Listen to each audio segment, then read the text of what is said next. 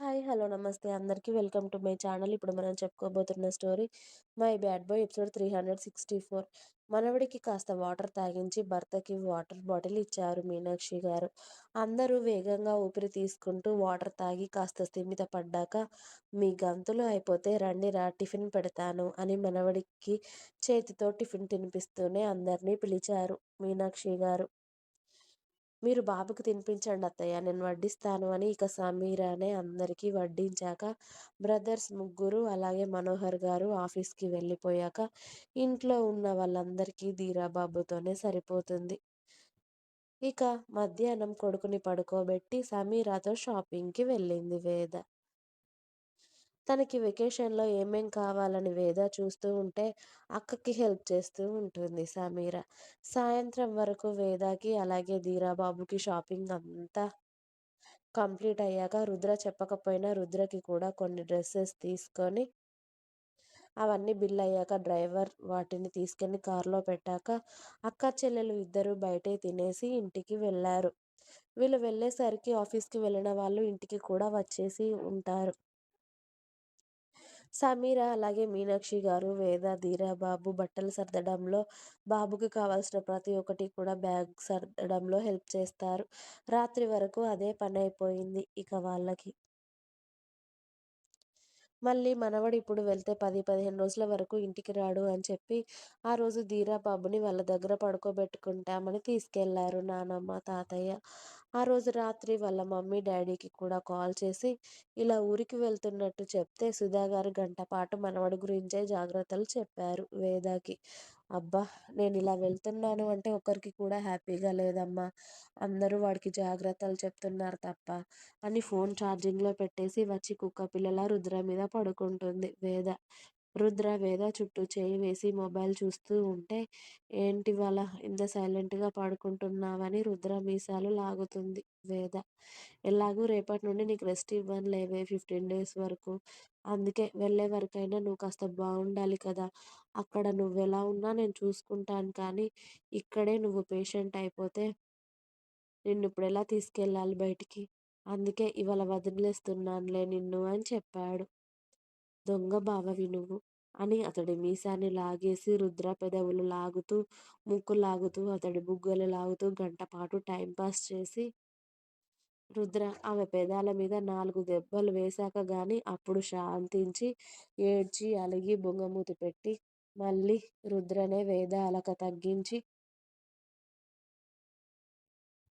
ఆమె పెదాలు ముద్దాడుతూ ఉంటే రుద్ర పెదాలు కొరికేసి ఆమె కోపాన్ని చల్లార్చుకుంది వేద.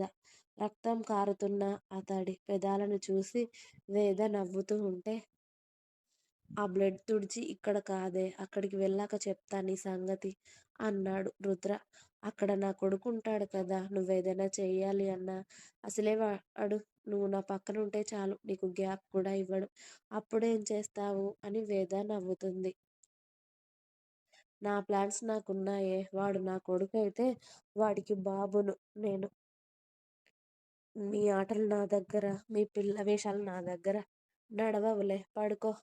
ఫ్లైట్‌లో మళ్ళీ వాడితో నిద్రుంటుందో ఉండదో అని చెప్పి రుద్ర వేదని పడుకోబెట్టడంతో వాళ్ళ బావ కౌగిలిలోనే హాయిగా నిద్రపోయింది వేద. ఫ్లైట్ టైమ్ అవుతుందని చెప్పి వేదని త్వరగా లేపి ఫ్రెష్ అవ్వమని పంపించాడు రుద్ర. ఆల్రెడీ అతడు ఫ్రెష్ అయ్యి, అప్పటికే డ్రైవర్స్ అందరూ లగేజ్ కార్‌లో పెట్టేశారు. రుద్ర, వేద కిందికి వచ్చేసరికి ధీరాబాబు కూడా రెడీ అయిపోయాడు. ఆల్రెడీ రాత్రి రుద్ర మార్నింగ్ కొడుకుని రెడీ చేయమని చెప్పడంతో మీనాక్షి గారు రెడీ చేశారు మనవడిని. ఆ రోజు అందరూ ఉదయాన్నే లేచారు ధీరాబాబుకి సెండ్ ఆఫ్ ఇవ్వడానికి. వేద దేవుడి గదికి వెళ్లి దీపారాధన చేసి, మా ప్రయాణం బాగా జరిగేలా చూడు తండ్రి. అసలే తీసుకెళ్తున్నాడు మా బావ నన్ను. చిన్నప్పటి నుండి ఫస్ట్ టైం అలా బయటికి, అది కూడా నా కొడుకు పుట్టాక. ఇంతకు ముందు జరిగిన గొడవల్లాంటివి ఏమీ లేకుండా మా ట్రిప్ ప్రశాంతంగా జరిగేలా చూడు తండ్రి అని మొక్కుకొని ఇక బయటికి వచ్చి అందరికీ బాయ్ బాయ్ చెప్పింది. ఇక ధీరాబాబు అయితే అందరూ వదలకుండా వాడిని ఎత్తుకొని బాయ్ చెప్తూ ఉంటే, వాడు ఫుల్ హుషారుగా అందరికీ బాయ్ బాయ్ అని చెప్తూ ఉంటాడు. రుద్ర, వేద కారులో కూర్చున్నాక మీనాక్షి గారు మనవడిని కొడుకుకి ఇస్తూ జాగ్రత్త వాడేది పడితే అది తినిపించకండి వాడికక్కడ. చల్లటివి పెట్టకండి జాగ్రత్త అని మనవడి గురించి అన్ని జాగ్రత్తలు చెప్తూ ఉంటే అన్నిటికీ ఓపికగా సరే అని చెప్పి ఇక డ్రైవర్ కార్ స్టార్ట్ చేశాక కార్ అక్కడి నుండి కదలడంతో అల్లరి చేసే తల్లి కొడుకులు లేక ఇల్లు నిజంగానే మౌనంగా మారిపోయింది. వాళ్ళు వెళ్ళాక మగవాళ్ళందరూ ఆఫీస్‌కి వెళ్ళిపోతే సమీర కూడా ఆఫీస్‌కి వెళ్ళిపోతూ అక్కకి 100 జాగ్రత్తలు చెప్పింది. ఇక అత్తాకోడలు మిగిలిపోయారు ఆ రోజు ఇంట్లో. ఇక మనోళ్ళు ఎయిర్‌పోర్ట్‌కి వెళ్ళగానే రుద్రబాబు జాగ్రత్తగా భార్యని, కొడుకుని పట్టుకొని అక్కడ జరగాల్సిన ప్రాసెస్ అంతా కంప్లీట్ చేసి లోపలికి వెళ్ళిపోయారు. అలాగే సెక్యూరిటీ కూడా వస్తున్నారు. సెక్యూరిటీ లేకుండా ఎలా వెళ్తాడు మన రుద్రబాబు అసలే. కాకపోతే మన సెక్యూరిటీలాగా ఉండరు అన్నమాట. ఫ్లైట్ ఎక్కాక మన బుడ్డోడు ఫుల్లుగా ఎక్సైట్ అవుతూ ఎగురుతూ ఉంటాడు. మమ్మీ, డ్యాడీ నన్ను కొత్తగా ఎక్కడికో తీసుకొచ్చారు అని చెప్పి. ఫ్లైట్ ఎక్కగానే గుర్తుకు రాదు మన మేడం గారికి. ఇంతకీ ఎక్కడికి వెళ్తున్నాం బావ మనం అని అప్పుడు అడుగుతుంది. అండమాన్ అని చెప్పాడు రుద్ర. వామ్మో! అంత దూరమా? అంటుంది వేద. అంత దూరం వెళ్తేనే అక్కడ ఉన్న నేచర్‌ని, అక్కడ ఉన్న వెదర్‌ని ఎంజాయ్ చేయగలము. చాలా ప్రశాంతంగా ఉంటుంది అని చెప్పి కొడుకుని ఎత్తుకొని ఆడటంలో పడిపోయాడు రుద్ర వాడు పడుకునే వరకి.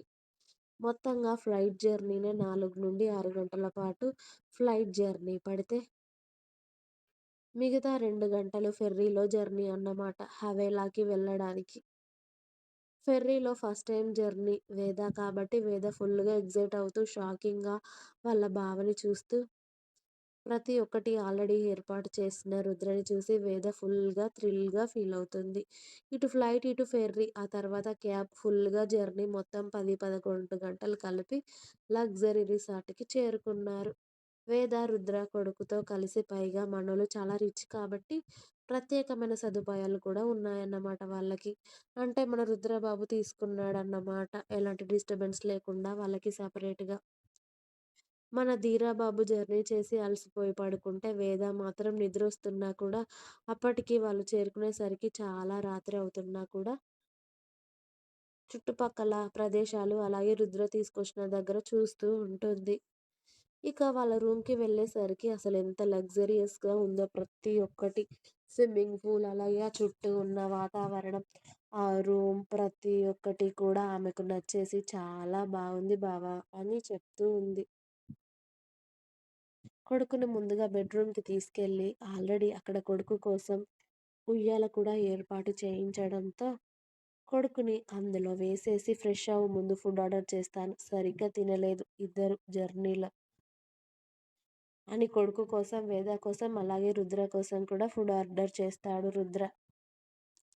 ఇక మన వేద పాపకి జర్నీ వల్ల ఒళ్ళు పులిసిపోవడంతో బాత్రూంలోకి వెళ్ళి అక్కడ బాత్ టబ్ చూడగానే అక్కడ జలకాలు ఆడాలి అని మనసు లాగింది కానీ ఎందుకని ఇప్పుడు ఆకలవుతుంది కాబట్టి దాన్ని వదిలేసి సైలెంట్‌గా వెళ్ళి హాట్ వాటర్‌తో ఫ్రెష్ అయ్యి బయటికి వచ్చింది.